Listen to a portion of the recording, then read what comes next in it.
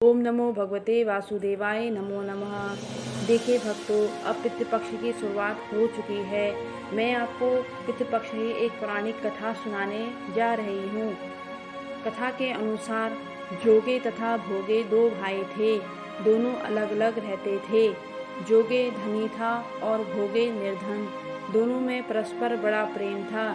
जोगे की पत्नी को धन का अभिमान था, किंतु भोगे की पत्नी बड़ी सरल हृदय थी।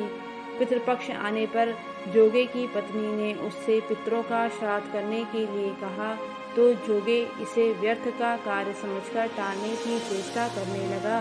किंतु उसकी पत्नी समझती थी कि यदि ऐसा नहीं करेंगे तो लोग बातें बनाएंगे।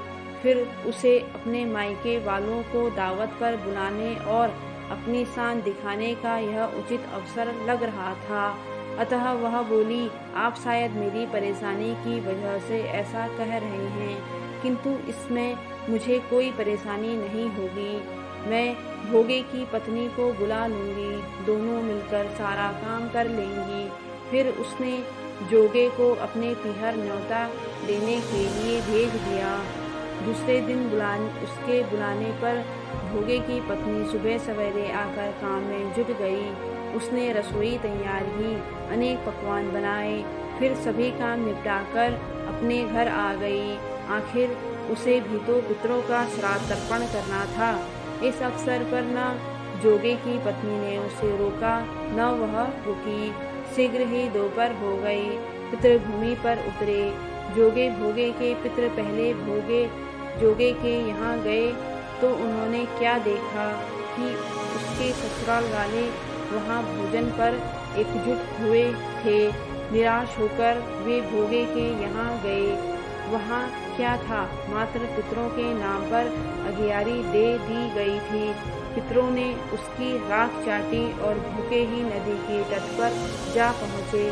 थोड़ी देर में सारे पितर इकट्ठे हो गए और अपने अपने यहाँ के श्राद्धों की बड़ाई करने लगे। जोगे भोगे के पितरों ने भी अपनी आबीती सुनाई।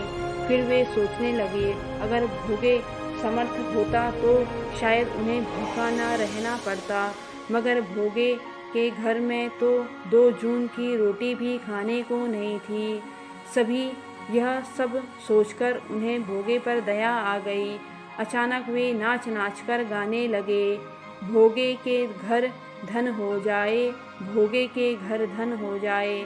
सांझ होने को हुई। भोगे के बच्चों को कुछ भी खाने को नहीं मिला था। उन्होंने माँ से कहा, भूख लगी है। तब उन्होंने टालने की गरज से भोगे की पत्नी से कहा, जाओ, आंगन में हौदी औंधी रखी है, उसे जाकर खोल लो और जो कुछ भी मिले बांटकर खा लेना। बच्चे वहाँ पहुँचे तो क्या देखते हैं कि हौदी मोहरों से भरी पड़ी है। वे दौड़े दौड़े माँ के पास पहुँचे और उसे सारी बातें बताई। आंगन में आकर भोगे की पत्नी ने यह सब कुछ देखा तो वह भी हैरान रह गई।